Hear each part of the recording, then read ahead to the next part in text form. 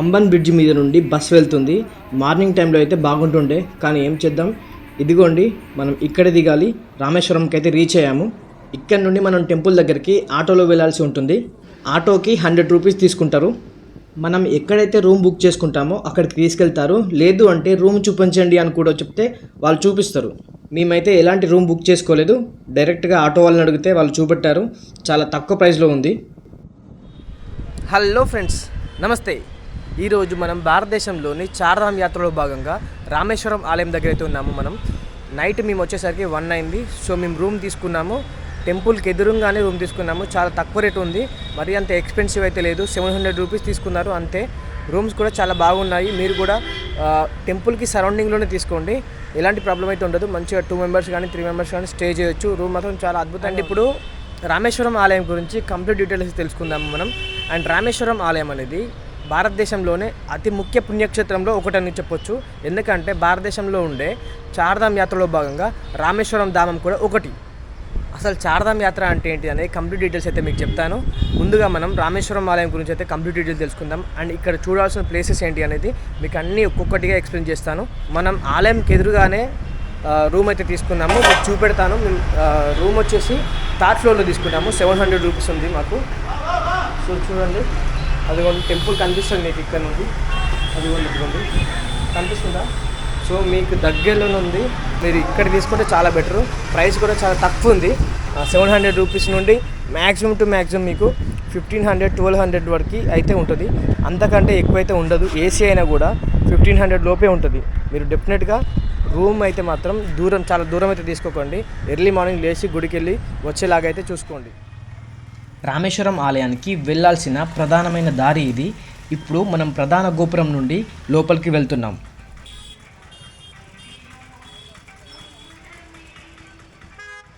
Phones అయితే లోపలికి అలో లేదు, మనం లాకర్లో పెట్టాల్సిందే. ఇప్పుడు ఈ ఆలయం చరిత్ర ఏంటో తెలుసుకుందాం రండి. రామేశ్వరం ఆలయాన్ని రామనాథ స్వామి ఆలయం అని కూడా పిలుస్తారు. ఈ ఆలయం భారతదేశంలో తమిళనాడు రాష్ట్రంలో రామేశ్వరం ద్వీపంలో ఉన్న ప్రసిద్ధ హిందూ దేవాలయం. ఈ ఆలయం శివుడికి అంకితం చేయబడింది. భారతదేశంలో అత్యంత పవిత్రమైన 12 జ్యోతిర్లింగ ఆలయాలలో ఇది ఒకటి. అలాగే ప్రతి హిందువు తన జీవితంలో ఒక్కసారైనా దర్శించుకోవాల్సిన దేవాలయాలైన చార్ధామ్ యాత్రలో ఈ దేవాలయం కూడా ఒకటి. ఈ దేవాలయాన్ని సందర్శిస్తే వారి పాపాలు తగ్గిపోతాయి మరియు మోక్షానికి దగ్గరవుతారని నమ్ముతారు. అసలు ఈ ఆలయం చరిత్ర ఏంటి, ఎవరు ఈ ఆలయాన్ని నిర్మించారనేది కంప్లీట్గా తెలుసుకుందాం రండి. హిందూ పురాణాల ప్రకారం రాముడు తన భార్య సీతాదేవి మరియు లక్ష్మణుడితో కలిసి రాక్షస రాజు అయిన రావణుణ్ణి ఓడించి అయోధ్యకు తిరిగి వస్తుండగా రామేశ్వరం వద్ద ఆగాడు. శివభక్తుడు అయిన రావణుణ్ణి చంపినందుకు గాను ఈ పాపం నుండి విముక్తి పొందడానికి బ్రాహ్మణులు రాముడికి శివుణ్ణి ప్రార్థించమని చెప్తారు. అప్పుడు రాముడు శివుని ప్రార్థించాలని నిర్ణయించుకుంటాడు. అయితే రాముడు హిమాలయాల నుండి శివలింగాన్ని తీసుకురావాలని హనుమంతుణ్ణి కోరాడు. రాముడు శివలింగ ప్రతిష్టాపనకి ఒక మంచి సమయాన్ని నిర్ణయించాడు, కానీ హనుమంతుడు దాన్ని సకాలంలో చేయలేకపోతాడు. తరువాత సీతాదేవిని ఒక శివలింగాన్ని నిర్మించమని చెబుతాడు. సీతాదేవి ఇసుకతో అందమైన రామలింగాన్ని నిర్మించి రాముడికి ఇస్తుంది. రాముడు ఆ శివలింగాన్ని రామేశ్వరంలో ప్రతిష్ఠిస్తాడు. అయితే హనుమంతుడు హిమాలయాల నుండి జ్యోతిర్లింగాన్ని తీసుకొస్తాడు. అప్పటికే ప్రతిష్ఠించిన లింగాన్ని చూసి కలత చెందుతాడు. హనుమంతుడు తీసుకొచ్చిన జ్యోతిర్లింగాన్ని రామలింగం ముందు పెట్టి పూజించమని రాముడు చెప్తాడు. అప్పటి నుండి రామలింగానికి ముందు శివలింగాన్ని పూజించడం ఆనవాయితీగా వస్తుంది. ఈ ఆలయంలో అతి పవిత్రమైన 22 బావులైతే ఉన్నాయి. ఇక్కడ స్నానం చేయడం వల్ల పాపాల నుండి విముక్తి లభిస్తుందని భక్తుల నమ్మకం. ఇలా స్నానం చేయడానికి మీరు ముందుగా అయితే టికెట్ తీసుకోవాలి. ఒక్కరికి 50 రూపీస్ తీసుకుంటారు. దర్శనం అయిపోయిన తర్వాత రామేశ్వరం ఆలయం సమీపంలో నటరాజ దేవాలయం, పంచముఖి హనుమాన్, లక్ష్మణుడి ఆలయం, ధనుష్కోడికి వెళ్ళడానికి ఆటోస్ అయితే అందుబాటులో ఉన్నాయి. ఇవన్నీ చూపించడానికి 800 రూపీస్ తీసుకుంటారు. 3 to 4 అవర్స్ అయితే టైం పడుతుంది.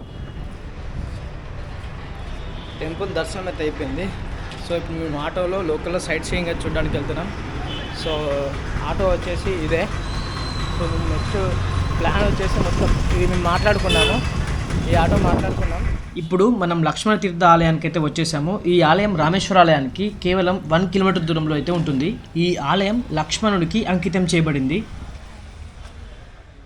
పురాణాల ప్రకారం ఇక్కడ లక్ష్మణుడు ఒక శివలింగాన్ని ప్రతిష్ఠించి ఇక్కడ శివునికి ప్రార్థనలు చేశాడంట. ప్రార్థనలు చేయడానికి ముందుగా ఈ ఆలయం పక్కన ఉన్న చెరువులో అయితే స్నానం చేశాడని భక్తుల నమ్మకం.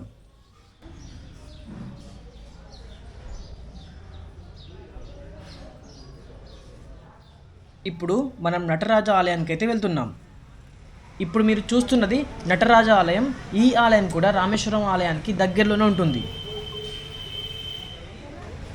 ఇప్పుడు మనం పంచముఖి ఆలయానికి అయితే వచ్చేసాము.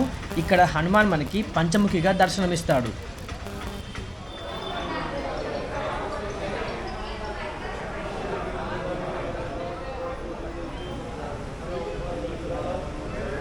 అలాగే ఈ ఆలయంలో మరికొన్ని దేవాలయాలు అయితే ఉన్నాయి, అవి కూడా దర్శనం చేసుకుందాం.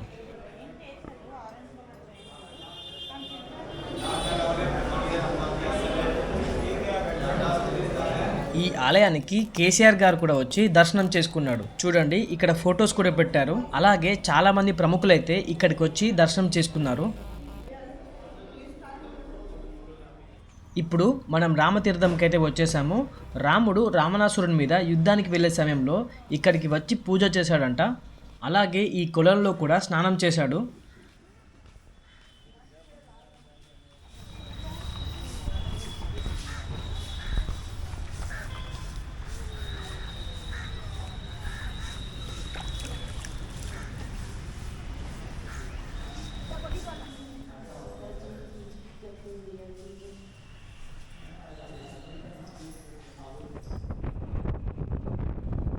ఇక్కడ ఇంకొక రామునికి ఆలయం అయితే ఉంది.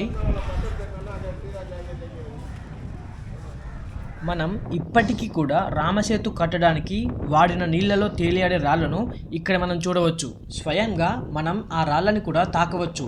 ఇప్పుడు చూద్దాం రండి.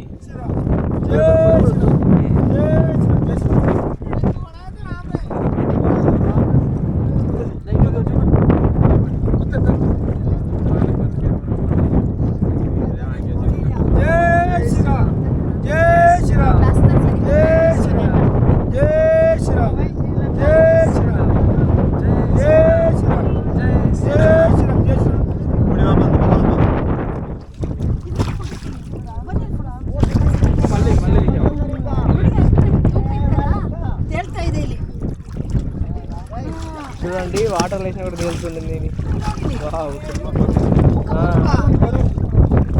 రాయి మాత్రం చాలా బరువు ఉన్నా కూడా పైకి తేలుతుంది.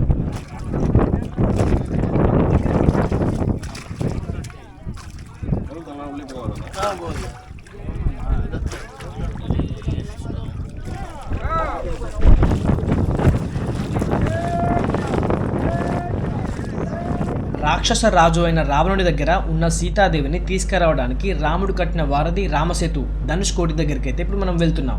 ఇది భారతదేశానికి చివరి రోడ్డు అని చెప్పొచ్చు. ఒకవైపు బంగాళాఖాతం, మరోవైపు హిందూ మహాసముద్రం ఉంటుంది. ఇక్కడ నుండి శ్రీలంక కేవలం 30 కిలోమీటర్స్ మాత్రమే ఉంటుంది. ఈ ప్లేస్ అయితే చాలా బ్యూటిఫుల్గా ఉంటుంది. ఇంతటి అద్భుతమైన ప్లేస్కి ఒక విషాద గాథ కూడా జరిగింది. 1964లో వచ్చిన సునామీ వల్ల ఈ ధనుష్కోడి ప్రాంతం అంతా సముద్రంలోకి కొట్టుకుపోయింది. అప్పటి నుండి ఈ ధనుష్కోడిని గోస్ట్ విలేజ్గా పిలుస్తున్నారు. చూడండి, పాత ఇవన్నీ old railway station, old school temple, old church. Tsunami వల్ల చర్చ్ కూలిపోయింది. చాలా వరకు ఇక్కడ ఉన్న కట్టడాలన్నీ చెల్లాచెదురయ్యాయి.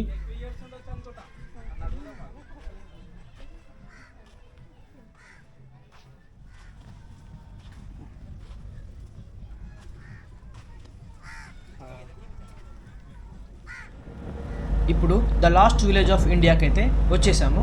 ఇక్కడ నుండి వ్యూ చూడండి ఎట్లుందో, చాలా అద్భుతంగా ఉంటుంది.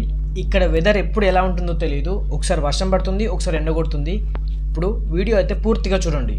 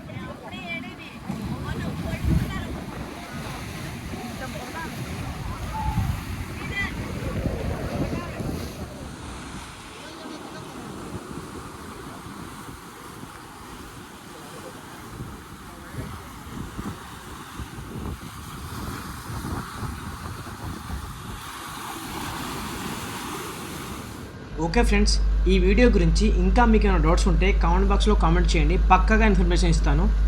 వీడియోని మాత్రం లైక్ చేసి షేర్ చేసి సబ్స్క్రైబ్ చేసుకోవడం మాత్రం మర్చిపోకండి.